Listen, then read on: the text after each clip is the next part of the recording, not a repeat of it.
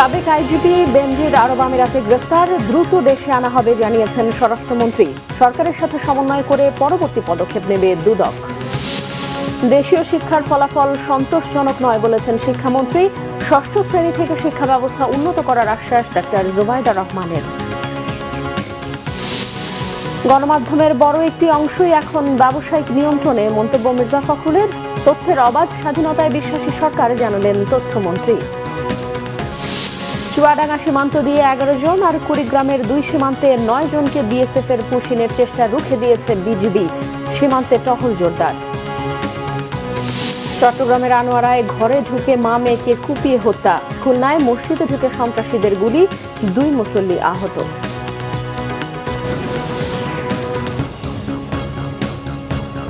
দেখছিলেন crown cement সংবাদ শিরোনাম, এবারে বিস্তারিত। অবশেষে গ্রেফতার হলেন দুর্নীতির মামলায় অভিযুক্ত ও ফ্যাসিবাদ সরকারের সময়কার বহুল আলোচিত সমালোচিত পুলিশের সাবেক মহাপরিদর্শক বেনজির আহমেদ। 300 বিধিতে সংসদে দেয়া এক বিবৃতিতে এই তথ্য জানিয়েছেন স্বরাষ্ট্রমন্ত্রী সালাউদ্দিন আহমেদ। তিনি বলেন, তার গ্রেফতারের ঘটনা পুলিশের ঐতিহাসিক সাফল্য। এ সময় স্বরাষ্ট্রমন্ত্রী আরও জানিয়েছেন, ছাত্র শিবির নেতা জিশানের নিখোঁজের ঘটনা সাজানো নাটক। তার এই বক্তব্য ঘিরে উত্তেজনা ছড়ায় সংসদে। এর বিরোধিতায় তুমুল প্রতিবাদ ও হট্টগোল করেছে বিরোধী দল। আরও বিস্তারিত জানাচ্ছেন জিয়াউল হক সবুজ। রবিবার বিকেল 3টায় শুরু হয় সংসদ অধিবেশন। ডেপুটি স্পিকার ব্যারিস্টার কায়সার কামালের সভাপতিত্বে শুরু হওয়া এই অধিবেশনের শুরুতেই 300 বিধিতে বিবৃতি দেন স্বরাষ্ট্রমন্ত্রী সালাউদ্দিন আহমেদ। এই বিষয়ে আমি মহান জাতীয় সংসদকে স্বরাষ্ট্রমন্ত্রী সংসদকে জানান, দুর্নীতির মামলায় অভিযুক্ত ও পলাতক সাবেক আইজিপি বেনজির আহমেদকে দুবাইয়ে গ্রেপ্তার করা হয়েছে। আন্তর্জাতিক সংস্থা ইন্টারপোলের রেড নোটসের প্রেক্ষিতে বেনজির গ্রেপ্তারের ঘটনা পুলিশের ঐতিহাসিক সাফল্য বলে উল্লেখ করেন তিনি। দুর্নীতি মামলায় অভিযুক্ত বেনজির আহমেদকে সংযুক্ত আরব আমিরাত পুলিশ কর্তৃক গ্রেপ্তার করা হয়েছে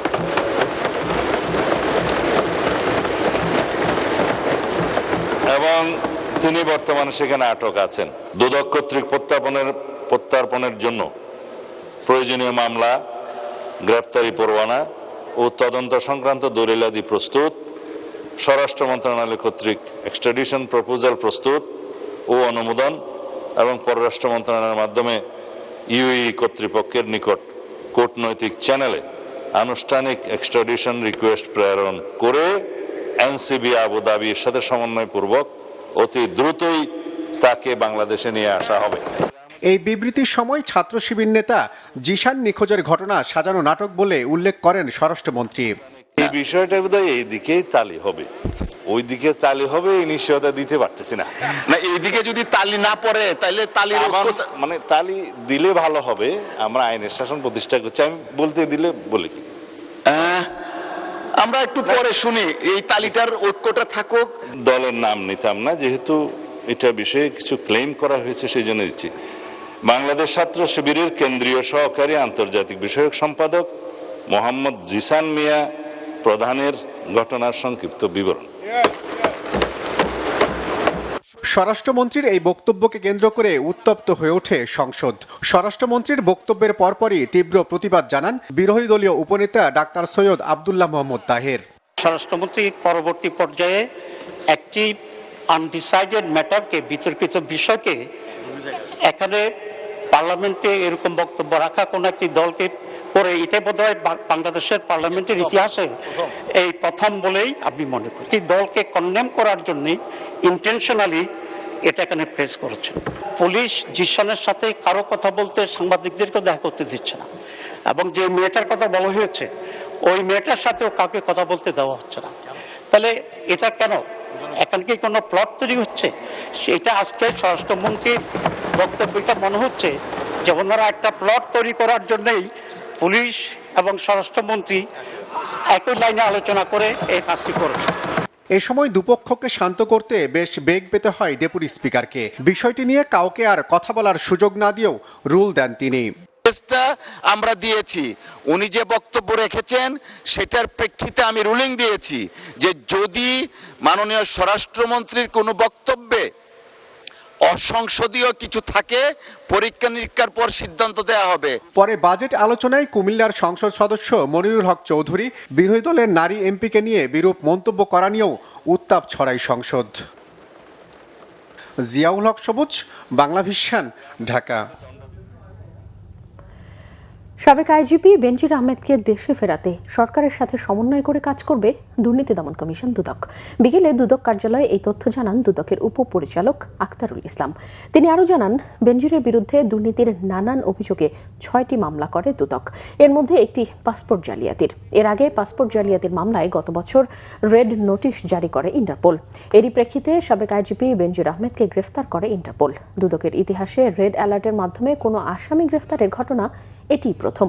2024 সালের অক্টোবরে বেনজিরের বিরুদ্ধে করা দুদকের মামলায় বলা হয়, পরিচয় গোপন করে সরকারি চাকরিজীবী হওয়া সত্ত্বেও তিনি নীল বা লাল পাসপোর্ট গ্রহণ না করে ক্ষমতার অপব্যবহার করে সাধারণ পাসপোর্ট তৈরি করেন। তার বিরুদ্ধে দুদকের 6টি মামলা করা হয়েছে। 6টি মামলার মধ্যে একটি মামলায় চার্জশিট দেওয়া হয়েছে দুদকের পক্ষ থেকে এবং এটা ট্রায়াল চলছে। প্রক্রিয়াটা ইন্টারপোলের মাধ্যমে আমরা যেহেতু চিঠি পাঠিয়েছিলাম, ইন্টারপোল গ্রেপ্তার করেছে। বাংলাদেশ সরকার শীঘ্রই তারে নিয়ে আসবেন, বাংলাদেশ সরকার উদ্যোগ নেবেন, তার প্রেক্ষিতে দুদক তারপর পাবে। র্যাব এ এবং পুলিশের শীর্ষে দায়িত্বে থাকাকালীন আওয়ামী লীগ সরকারের সিপাহসালার হয়ে নজিরবিহীন ক্ষমতার চর্চা করেছেন বেনজির আহমেদ। সেই সাথে গড়ে তুলেছেন সম্পদের পাহাড়। সেই ক্ষমতাধরই ভুয়া পাসপোর্টে পালিয়েছিলেন বিদেশে, কিন্তু শেষ রক্ষা হলো না। সংযুক্ত আরব আমিরাতে ইন্টারপোলের জালে আটকা পড়েন আলোচিত সমালোচিত সাবেক আইজিপি বেনজির আহমেদ। বিস্তারিত নাবিল জাহাঙ্গীরের রিপোর্টে।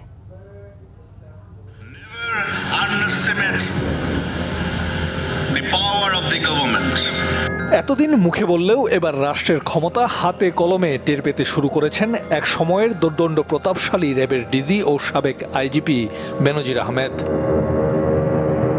রবিবার সংসদের অধিবেশন শুরু হলে 300 বিধিতে দেয়া বিবৃতিতে স্বরাষ্ট্রমন্ত্রী নিশ্চিত করেন, ইন্টারপোলের রেড নোটিশের ভিত্তিতে বেনজির আহমেদকে গ্রেপ্তার করেছে সংযুক্ত আরব আমিরাতের পুলিশ। জানান, দ্রুতই তাকে দেশে ফিরিয়ে আনা হবে। গত 12 জুন 2026 তারিখে সংযুক্ত আরব আমিরাতের স্বরাষ্ট্র মন্ত্রণালয়ের directorate general of federal criminal police, national central bureau NCB, Abu Dhabi হতে প্রেরিত একটি ইমেইলের মাধ্যমে বাংলাদেশ সরকারকে জানানো হয়েছে যে দুর্নীতি মামলায় অভিযুক্ত বেনজির আহমেদকে সংযুক্ত আরব আমিরাত পুলিশ কর্তৃক গ্রেফতার করা হয়েছে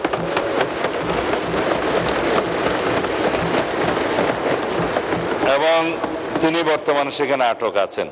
অতি দ্রুতই তাকে বাংলাদেশে নিয়ে আসা হবে। আওয়ামী লীগের শাসনামলে 2015 সালে র্যাবের ডিজির দায়িত্বে আসেন গোপালগঞ্জের ছেলে বেনজির আহমেদ। তখন থেকেই শুরু হয় তার নজিরবিহীন ক্ষমতার প্রদর্শনী। র্যাবের প্রধান থাকাকালে বন্দুকযুদ্ধ বা ক্রসফায়ারের মাধ্যমে বিচারহীনতার সংস্কৃতিকে দেন প্রাতিষ্ঠানিক রূপ। 2014 ও 18 সালের বিতর্কিত নির্বাচনগুলোতে তৈরি করেন পুলিশ বাহিনীকে অপব্যবহারের নজির। সেই সাথে বেনজির নিজের ক্ষমতাকে নিয়ে যান অসীমে। তার ক্ষমতার কাছে যেন নতি স্বীকার করেছিল সবাই। স্নাতকোত্তরে মাত্র 47% নম্বর পাওয়া বেনজির আহমেদকে শর্ত শিথিল করে 2019 সালে মহা সমারোহে পিএইচডি ডিগ্রি দেয় ঢাকা বিশ্ববিদ্যালয়ের ব্যবসা শিক্ষা অনুষদ। 2020 সালের 15 এপ্রিল থেকে 2022 সালের 30 সেপ্টেম্বর পর্যন্ত পুলিশ মহাপরিদর্শক হিসেবে দায়িত্বে ছিলেন বেনজির আহমেদ। ক্ষমতার অপব্যবহার করে এ সময়ের মধ্যে বেনজির নিজের ও তার স্ত্রীর নামে গড়ে তোলেন কয়েক হাজার কোটি টাকার অবৈধ সম্পত্তি। দেশেই তার স্ত্রীর নামে প্রায় 1700 কোটি টাকার সম্পদ রয়েছে। জমির দিকে তার ছিল লোলুপ নজর। পূর্বাচলে 40 কাঠার সুবিশাল জায়গা জুড়ে ডুপ্লেক্স বাড়ি ছাড়াও রাজধানীতে কয়েকটি ফ্ল্যাট, এছাড়াও কয়েক বিঘা প্লট, গাজীপুর, সাভার সহ ঢাকার আশেপাশে রিসোর্ট ব্যবসা সহ আরও কত কিছু। নিজ জেলা গোপালগঞ্জে বেনজিরের মালিকানাধীন সাভানা ইকো রিসোর্টে জমির পরিমাণ ৬০০ বিঘা। এর আশেপাশে আরও ৮০০ বিঘা জমি বেনজিরের পরিবারের নামে। অভিযোগ, সংখ্যালঘু হিন্দু ও নিরীহ মাতোয়া সম্প্রদায়ের লোকদের ভয় দেখিয়ে নামমাত্র দামে এসব জমি হাতিয়ে নেন বেনজির। মানবাধিকার লঙ্ঘন ও বিচার বহির্ভূত হত্যাকাণ্ডের অভিযোগে ২০২১ সালে বেনজির আহমেদের ওপর নিষেধাজ্ঞা আরোপ করে যুক্তরাষ্ট্র। ২০২৩ সালে পুলিশ হত্যা মামলার আসামি ও দুবাইয়ের স্বর্ণ ব্যবসায়ী আরাফ খানের সাথে বেনজির আহমেদের মধ্যকার সম্পর্ক নিয়ে ব্যাপক তোলপাড় দেখা দেয়। বলা হয়ে থাকে, বেনজিরের সহায়তায় দুবাই পালাতে সক্ষম হন আরাফ খান। তার নামে নিজের সম্পত্তি সেখানে বিনিয়োগ করেছেন বেনজির। ২০২৪ সালের ৩১ মার্চ বেনজির আহমেদের কুকীর্তি নিয়ে বাংলাদেশের বিভিন্ন গণমাধ্যমে খবর প্রচার হলে ব্যাপক আলোচনা সমালোচনা শুরু হয়। সে বছরের ৪ মে রাত ১৫:৩০টার দিকে রাজধানীর শাহজালাল আন্তর্জাতিক বিমানবন্দর থেকে সিঙ্গাপুর এয়ারলাইন্সের একটি ফ্লাইটে দেশ ছেড়ে পালিয়ে যান ফেসিস্ট কুলের এই বীর সন্তান। ৫ আগস্ট পট পরিবর্তনের পর বেনজির ও তার পরিবারের বিরুদ্ধে অবৈধ সম্পদ অর্জন ও পাচারের একাধিক মামলা করে দুদক। হয় আন্তর্জাতিক অপরাধ ট্রাইব্যুনালে, গুম খুনের মামলাও। এখন সংযুক্ত আরব আমিরাত থেকে তাকে ফিরিয়ে আনতে কতদিন লাগবে সেটাই দেখার বিষয়। বাড়িতে বাড়ি থেকে টোকায় নিয়ে আসবো, মাটির তলে ঢুকলে সেখান থেকে বের করে নিয়ে আসবো। নাবিল জাহাঙ্গীর, বাংলা ভিশন, ঢাকা। উদ্ভাবনী কাজে রাষ্ট্রীয় সহযোগিতার আশ্বাস এবং গবেষণা কার্যক্রম অব্যাহত রাখতে উৎসাহ দিলেন প্রধানমন্ত্রী তারেক রহমান। মৌলভীবাজারে শিক্ষার্থী ও তরুণ উদ্ভাবক সাজ্জাদুল ইসলাম দুপুরে সচিবালয়ে প্রধানমন্ত্রী তারেক রহমানের সাথে দেখা করেন। পচা ও পরিত্যক্ত সবজি থেকে পচনযোগ্য পলিথিন এবং কলাগাছের তন্তু ব্যবহার করে ঢেউটিন, টাইলস এবং বোর্ড তৈরির বিষয়ে এ সময় সাজ্জাদুল প্রধানমন্ত্রীকে অবহিত করেন। দেশীয় কাঁচামাল ব্যবহার করে পরিবেশ বান্ধব এসব উদ্বোধনের প্রশংসাও করেন প্রধানমন্ত্রী তারেক রহমান। সাইদুল ইসলামকে এমন কাজে উৎসাহিত করেন তিনি। দেশীয় শিক্ষার ফলাফল সন্তোষজনক নয় মন্তব্য করে শিক্ষামন্ত্রী আনম এহসানুল হক মিলন বলেছেন, সমস্যাগুলো চিহ্নিত করে সমাধানে কাজ করবে সরকার। সকালে রাজধানীতে ইউনিসেফ আয়োজিত এক কর্মশালায় তিনি এই কথা বলেন। সারা দেশে শুধু শিক্ষা খাতে ৮৩,০০০ মামলা রয়েছে উল্লেখ করে তিনি বলেন, আইনি জটিলতার কারণে শিক্ষক নিয়োগ প্রক্রিয়া বাধাগ্রস্ত হচ্ছে। বলেন, প্রাথমিক স্তরে এখনও প্রায় ১০ লাখ শিশু শিক্ষার বাইরে রয়েছে। তাদেরকে শিক্ষার আওতায় আনতে সারা দেশে মিড ডে মিল চালু করছে সরকার। এছাড়াও শিক্ষা খাতে এবার জিডিপির ২% বরাদ্দ দেওয়া হয়েছে, যা অতীতের যে কোনো সময়ের চেয়ে বেশি। দাবি করে মন্ত্রী বলেন, আগামী ৫ বছরের মধ্যে শিক্ষায় বাজেট বরাদ্দ ৫% উন্নীত করতে কাজ করছে BNP Sarkar.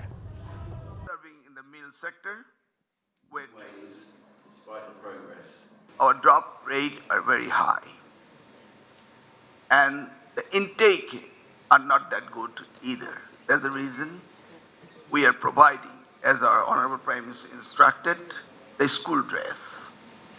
The kids will now get school dress across the board.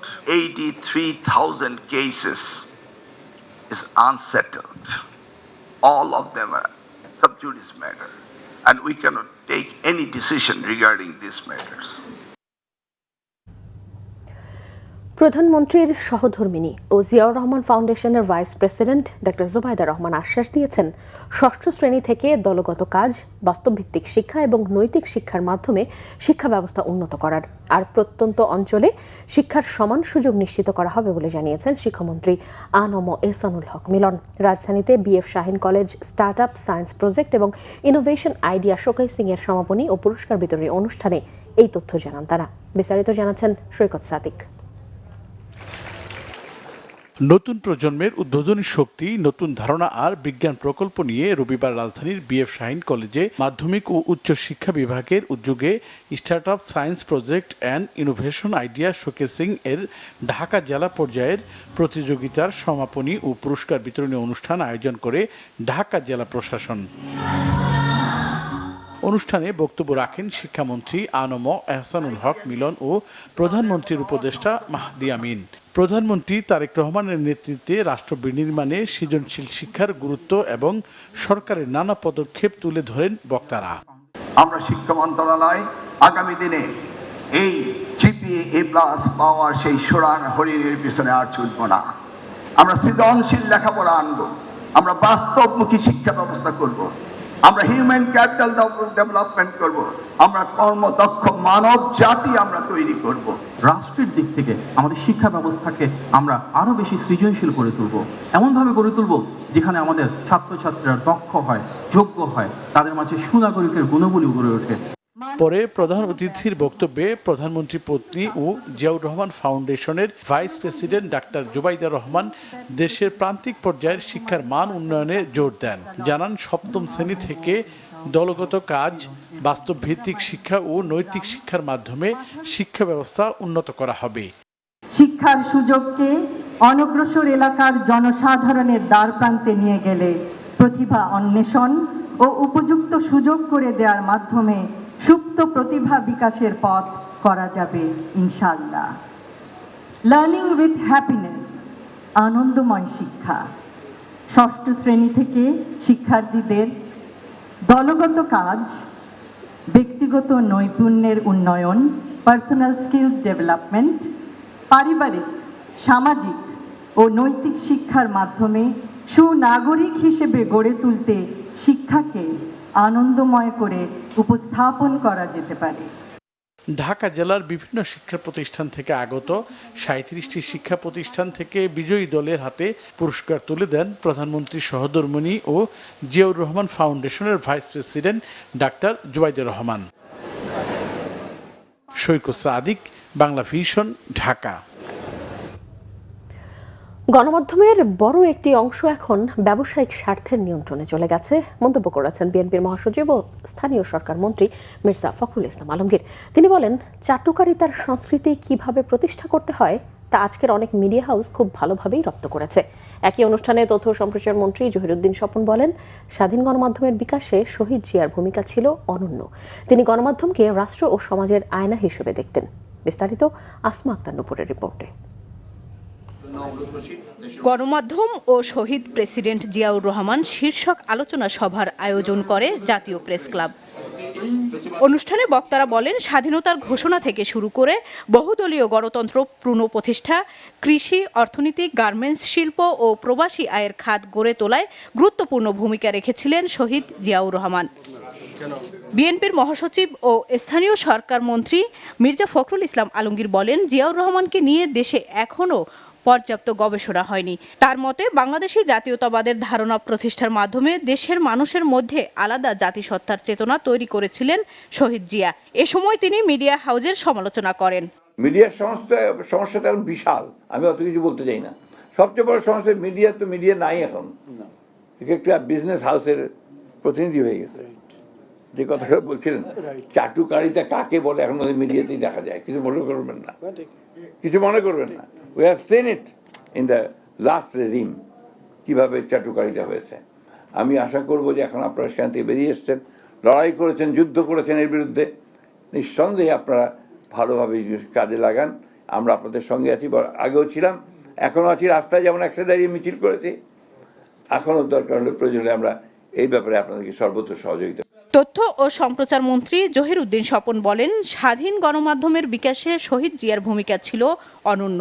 তিনি গণমাধ্যমকে রাষ্ট্র ও সমাজের আয়না হিসেবে দেখতেন। পৃথিবীর কোনো রাষ্ট্রনায়কই জননন্দিত হতে পারেন না তিনি যদি গণমাধ্যমের প্রতি একটি সঠিক দৃষ্টিভঙ্গিকে চর্চা করতে না পারেন।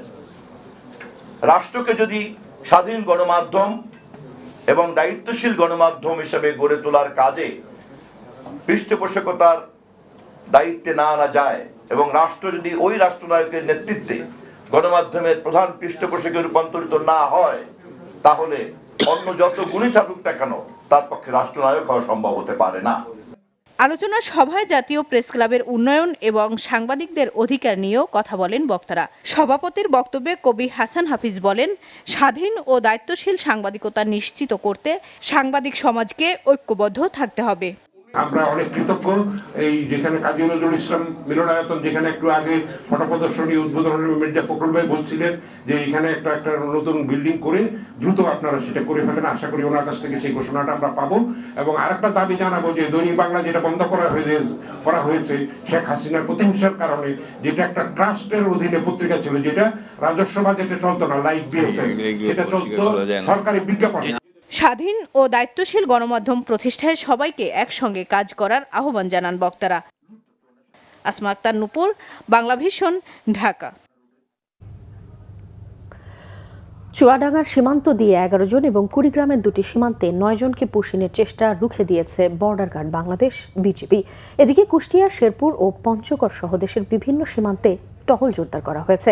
বিজিবি ও স্থানীয়রা জানায় আজ ভোর 4টার দিকে চুয়াডাঙ্গার দর্শনা জয়নগর সীমান্তের 75 নম্বর মেইন পিলারের ভারতীয় অংশে 11 জন ব্যক্তিকে জড়ো করে সেদেশের সীমান্তরক্ষী বাহিনী বিএসএফ। বিষয়টি বুঝতে পেরে দ্রুত সতর্ক অবস্থান নেয় বিজিবি ও স্থানীয়রা। এক পর্যায়ে বাধ্য হয়ে পিছু হটে তারা। চুয়াডাঙ্গা 6 বিজিবির পরিচালক লেফটেন্যান্ট কর্নেল নাজমুল হাসান জানান, বিএসএফ এর পক্ষ থেকে বারবার পুশিনের চেষ্টা করা হলেও বিজিবি কঠোর অবস্থানে তারা ব্যর্থ হয়েছে। চট্টগ্রামের আনোয়ারায় পাওনা টাকার বিরোধ নিয়ে মা মেয়েকে হত্যা করা হয়েছে বলে দাবি করেছে স্বজনরা। নিহত অ্যানি বড়ুয়ার স্বামী সুজন বড়ুয়ার চাচাতো ভাই তেজ বড়ুয়া এই হত্যাকাণ্ড ঘটিয়েছে বলে দাবি করেছে সুজন। তিনি অভিযোগ করেন তার চাচাতো ভাই তেজ বড়ুয়াকে বিভিন্ন সময় 1,70,000 টাকা ধার দিয়েছিলেন। সেই টাকা নেওয়ার সময় প্রমাণ হিসেবে স্ট্যাম্পে সই করেছিলেন তেজ বড়ুয়া। সেই স্ট্যাম্পটি হাতিয়ে নিতেই এই হত্যাকাণ্ড বলে অভিযোগ তার। তিনি জানান, মৃত্যুর আগে আহত অবস্থায় তার স্ত্রী তেজ বড়ুয়ার নাম বলেছেন। এর আগে গতরাতে চট্টগ্রামের আনোয়ারায় নিজ ঘর থেকে মা ও মেয়ের রক্তাক্ত মরদেহ উদ্ধার করে পুলিশ। এই ঘটনায় আহত হয়েছে সুজনের 5 বছরের ছেলে পিয়াস বড়ুয়াও। ঘটনায় জড়িতদের দৃষ্টান্তমূলক শাস্তির দাবি করেছেন স্থানীয়রা।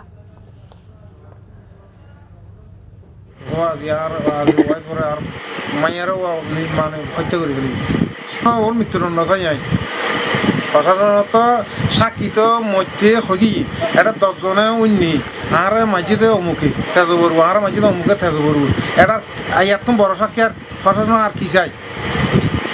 ঠিক আছে না, জিবে মরি যার গুই ইবে তো হগি। আর বর্তমান আর ফোয়া আছে যদি 10 মানুষ তিয়া করে 15 মানুষ তিয়া করায় ও কোন তিয়া করে আর ফোয়া পাশে লিখতে দিব।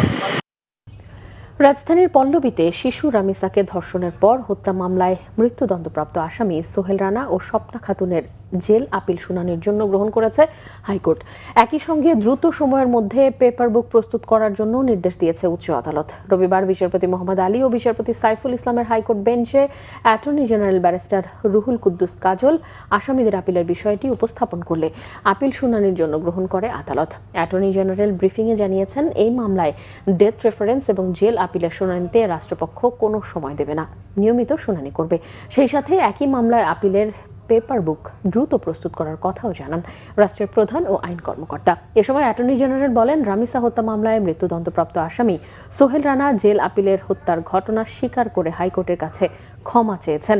আর স্বপ্না আপিলে নিজেকে নির্দোষ দাবি করেছেন। গত 7 জুন রামিসা হত্যা মামলায় মৃত্যুদণ্ড দেন ঢাকা মহানগর শিশু সহিংসতা দমন ট্রাইব্যুনাল।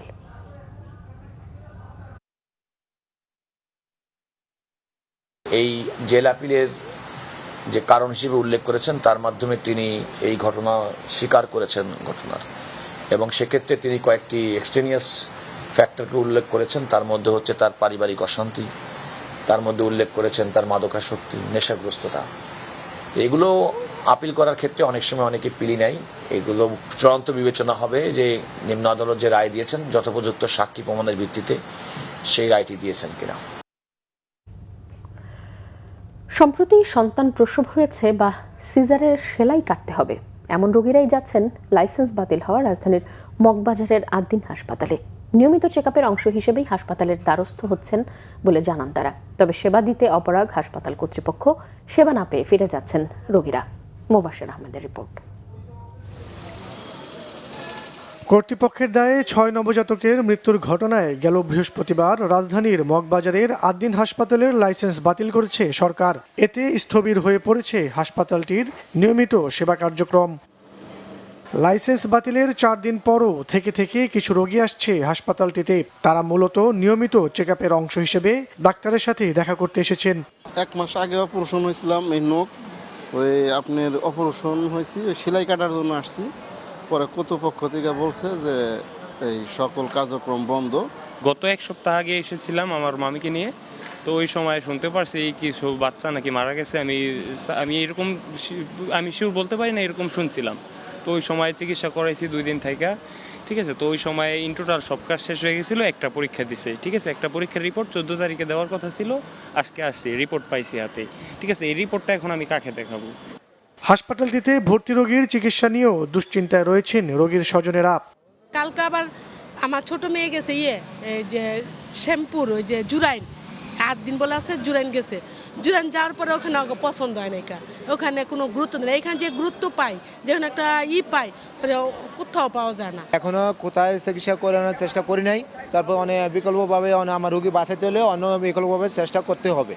এদিকে লাইসেন্স বাতিলের সিদ্ধান্তের বিরুদ্ধে আগামী 30 দিনের মধ্যে সরকারের কাছে আপিল করবে বলে জানিয়েছে আদ্দিন হাসপাতাল কর্তৃপক্ষ। তাই গেল বৃহস্পতিবার থেকে আগামী 30 দিন হাসপাতালটি তাদের নিয়মিত কার্যক্রম বন্ধ রাখবে, এমনটাও জানাচ্ছেন আদ্দিন হাসপাতাল কর্তৃপক্ষ। মোবাশ্বের আহমেদ, বাংলা ভিশন, ঢাকা। বিগত 17 বছরে জাতীয় কবি কাজী নজরুলের বহুমাত্রিক অবদান যথাযথভাবে তুলে ধরা হয়নি অভিযোগ করে সংস্কৃতি মন্ত্রী নিতাই রায়চৌধুরী বলেছেন, নজরুলকে গণমানুষের কাছে নিয়ে যেতে চায় বর্তমান সরকার। নজরুল বর্ষ পালন উপলক্ষে সকালে সচিবালয়ের সংবাদ সম্মেলনে তিনি একথা জানান। জাতীয় পর্যায়ে নজরুল বর্ষ উদযাপনের কমিটি গঠন, লোগো ও পোস্টার তৈরি এবং স্মারক ডাকটিকিট প্রকাশের সিদ্ধান্ত নেওয়া হয়েছে। জানান, জাতীয় কবি কাজী নজরুল ইসলামকে স্মরণে 25শে মে থেকে 2027 সালের 25শে মে পর্যন্ত নানান আয়োজনে নজরুল বর্ষ এবং আগামী 18 থেকে 20 জুন 3 দিন সকল জেলা ও উপজেলায় সাংস্কৃতিক অনুষ্ঠানের আয়োজন করা হবে। নজরুল বর্ষ শুধু কর্মসূচি পালনের মধ্যেই নয়, তার সাহিত্যকর্ম, সঙ্গীত যাতে গবেষণাও করা হয় সেই উদ্যোগও সরকার নেবে বলে জানান মন্ত্রী। ঐকমত্য কমিশনের সংস্কার প্রক্রিয়ার সঙ্গে সম্পৃক্ত থাকার পরও বিএনপির সংস্কার বিরোধী অবস্থান জাতির জন্য দুর্ভাগ্যজনক বলে মন্তব্য করেছেন জামায়াতে ইসলামের সেক্রেটারি জেনারেল অধ্যাপক মিয়া গোলাম পরওয়ার। দুপুরে জাতীয় প্রেস ক্লাবে এক সেমিনারে তিনি একথা বলেন। গোলাম পরওয়ার বলেন, গণভোটে 70% ভোটারের সমর্থন সংস্কারের পক্ষে জনরায় হিসেবে প্রতিষ্ঠিত হয়েছে এবং এ বিষয়ে কোনো নোট অব ডিসেন্ট গ্রহণযোগ্য নয়। বলেন, গণভোটের মাধ্যমে জনগণ বিএনপির নোট অব ডিসেন্ট প্রত্যাখ্যান করেছে। প্রধান রাজনৈতিক দলগুলোর ওয়াদা রক্ষা না করলে তাদের কাছ থেকে সংস্কার আশা করা যায় না। তিনি আরো অভিযোগ করেন, বিএনপি জুলাই সনদ ও গণভোটকে আলাদা করে জাতিকে বিভ্রান্ত করার চেষ্টা করছে। এ সময় তিনি গণভোটের রায় অক্ষরে অক্ষরে বাস্তবায়নের আহ্বান জানান। পাশাপাশি সংস্কারের অংশ হিসেবে গণমাধ্যমের স্বাধীনতা নিশ্চিতের দাবিও জানান জামাতের সেক্রেটারি জেনারেল।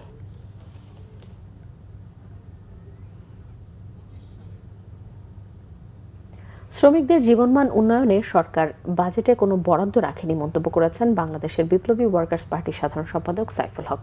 তিনি বলেন, শ্রমিকদেরকে নিয়ে ন্যায্য অধিকার থেকে বঞ্চিত করলে সরকারকে তার চরম খেসারত দিতে হবে।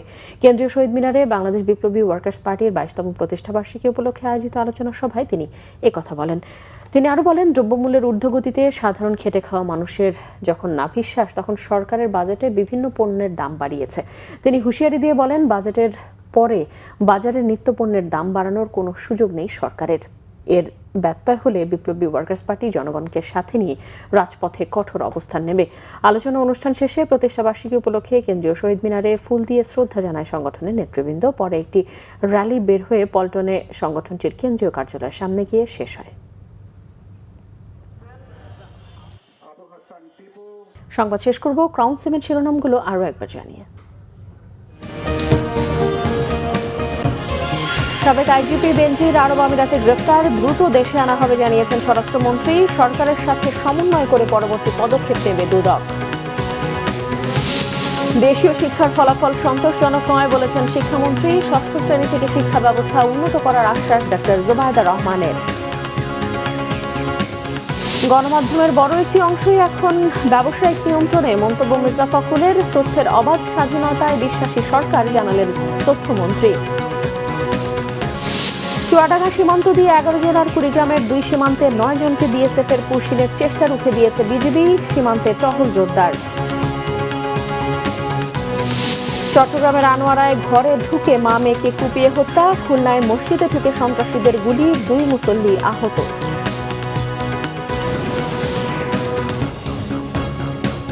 এই ছিল এখনকার মতো। পরের সংবাদ রাত 10:30। এর আগে 9টায় রয়েছে নিউজ 20 দেখার আমন্ত্রণ রইল। এছাড়া বাংলাদেশের সংবাদ ও সংবাদ সংশ্লিষ্ট অনুষ্ঠান দেখতে ভিজিট করুন www.bbnews24.com ও facebook.com/bangladeshinews এবং সাবস্ক্রাইব করুন youtube.com/bangladeshinews। এখন সঙ্গে থাকায় ধন্যবাদ সবাইকে।